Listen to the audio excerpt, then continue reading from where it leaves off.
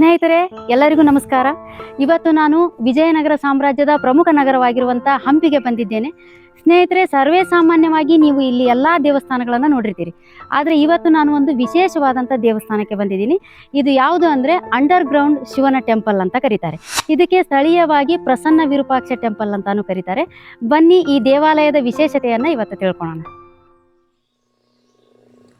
ಆತ್ಮೀಯರೇ, ಒಂದೊಮ್ಮೆ ಶ್ರೀಮಂತಿಕೆ ಮತ್ತು ಶಿಲ್ಪಕಲೆಯ ಶಿಖರ ತಲುಪಿದ್ದ ವಿಜಯನಗರ ಸಾಮ್ರಾಜ್ಯ ಇಂದು ಅದರ ಅವಶೇಷಗಳಲ್ಲಿ ಅನಾವರಣಗೊಳ್ಳದ ಅದೆಷ್ಟೋ ರಹಸ್ಯಗಳಿವೆ.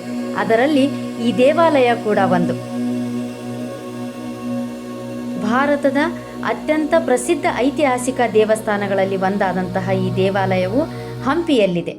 ಅತ್ಯಂತ ರಹಸ್ಯಮಯವಾದಂತಹ ಮತ್ತು ವಿಶಿಷ್ಟವಾದಂತಹ ದೇವಾಲಯವಾಗಿದೆ. ಈ ದೇವಾಲಯವನ್ನು ಸುಮಾರು 14ನೆಯ ಶತಮಾನದಲ್ಲಿ ವಿಜಯನಗರ ಸಾಮ್ರಾಜ್ಯದ ಕಾಲದಲ್ಲಿ ನಿರ್ಮಾಣ ಮಾಡಲಾಯಿತು ಎಂದು ಹೇಳಲಾಗುತ್ತದೆ. ಈ ದೇವಾಲಯವು ಶಿವನ ಅವತಾರವಾದಂತಹ ಪ್ರಸನ್ನ ವಿರೂಪಾಕ್ಷರಿಗೆ ಸಮರ್ಪಿತವಾಗಿದೆ. ವಿಜಯನಗರ ಸಾಮ್ರಾಜ್ಯದ ಸಾಮ್ರಾಟರಾದಂತಹ ಶ್ರೀಕೃಷ್ಣ ದೇವರಾಯರು ಈ ದೇವಸ್ಥಾನಕ್ಕೆ ದಾನಗಳನ್ನು ನೀಡಿದ್ದರೆಂಬ ಶಾಸನಗಳು ದೊರಕಿವೆ. ಆತ್ಮೀಯರೇ, ಈಗ ಸದ್ಯಕ್ಕೆ ನಾನು ಪ್ರಸನ್ನ ವಿರೂಪಾಕ್ಷೇಶ್ವರ ದೇವಾಲಯದಲ್ಲಿದ್ದೀನಿ. ಇದಕ್ಕೆ ಪಾತಾಳೇಶ್ವರ ದೇವಾಲಯ ಅಂತಲೂ ಕರೀತಾರೆ. ಮುಖ್ಯವಾಗಿ ಈ ದೇವಾಲಯವನ್ನು ಶಿವನಿಗೆ ಅರ್ಪಣೆ ಮಾಡಲಾಗಿದೆ. ಈ ದೇವಾಲಯದ ವಿಶೇಷತೆ ಏನು ಅಂದರೆ ಇದರ ವಿಶಿಷ್ಟವಾದಂತಹ ರಚನೆ. ಅಂದರೆ ದೇವಸ್ಥಾನವು ನೆಲದ ಮಟ್ಟಕ್ಕಿಂತ ಕೆಳಗೆ ನಿರ್ಮಾಣ ಮಾಡಲಾಗಿದೆ. ಇದರ ಗರ್ಭಗುಡಿ ಬಹುತೇಕ ಸಮಯ ನೀರಿನಲ್ಲಿ ಮುಳುಗಿರುತ್ತದೆ. ಆದ್ದರಿಂದ ಒಳಗೆ ಹೋಗೋದು ಸ್ವಲ್ಪ ಕಷ್ಟವಾಗುತ್ತದೆ. ದೇವಸ್ಥಾನದ ಮೇಲ್ಭಾಗ ಮಾತ್ರ ಹೊರಗೆ ಕಾಣುತ್ತದೆ.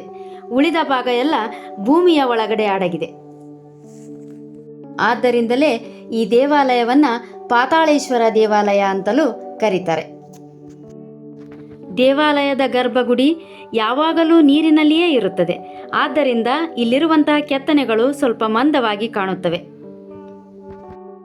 ದೇವಾಲಯವು ವರ್ಷ ಪೂರ್ತಿ ಹೀಗೆ ನೀರಿನಿಂದ ತುಂಬಿರುವುದೇ ಒಂದು ಆಶ್ಚರ್ಯಕರವಾದಂತಹ ಸಂಗತಿ.